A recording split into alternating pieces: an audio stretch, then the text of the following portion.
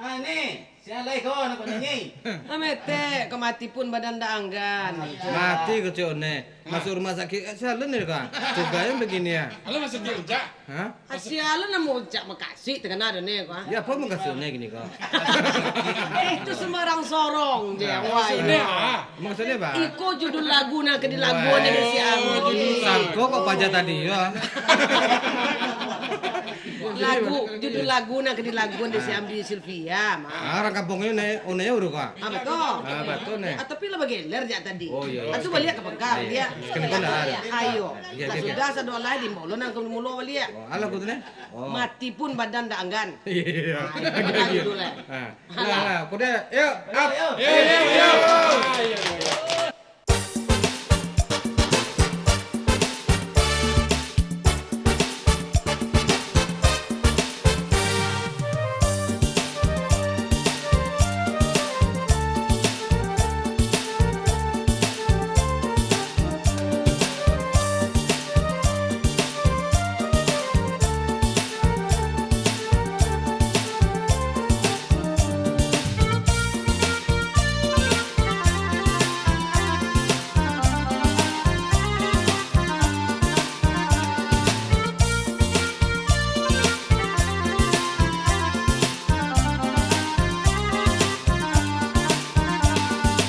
Rakit buatan oi baturang ujung batu ujung bakabe oi rotan jotan ni rotan biarlah saja kita dahulu asalkan lahir sanang di kemudian. Mari bersama-sama kita pintokan doa kapadonai kuaso untuk disampaikan cito. Walau banyak rintangan usaha baputui aso tawakallah pada Allah lindungi kami berdua.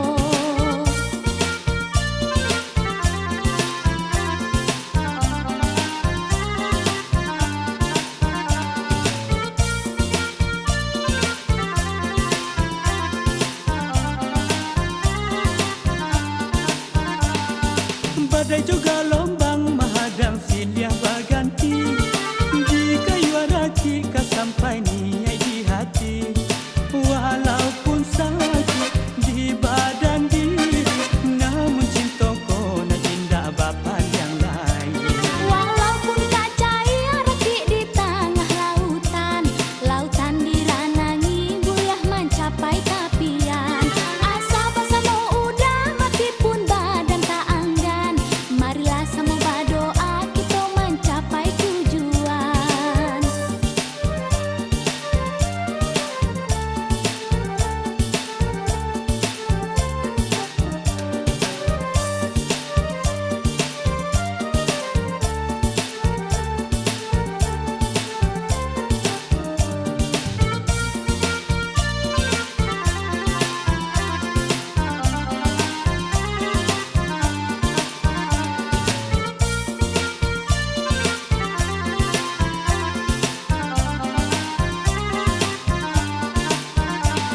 Rakit buatan oi baturang ujung batu ujung bakabe oi rotan jotan ni rotan biarlah saja kita dahulu asalkan lahir sanang di kemudian.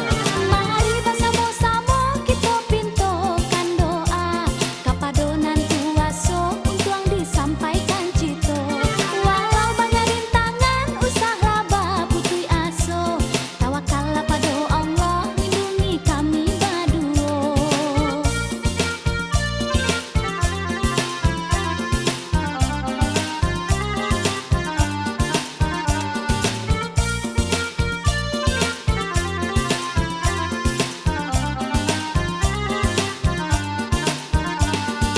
Badai juga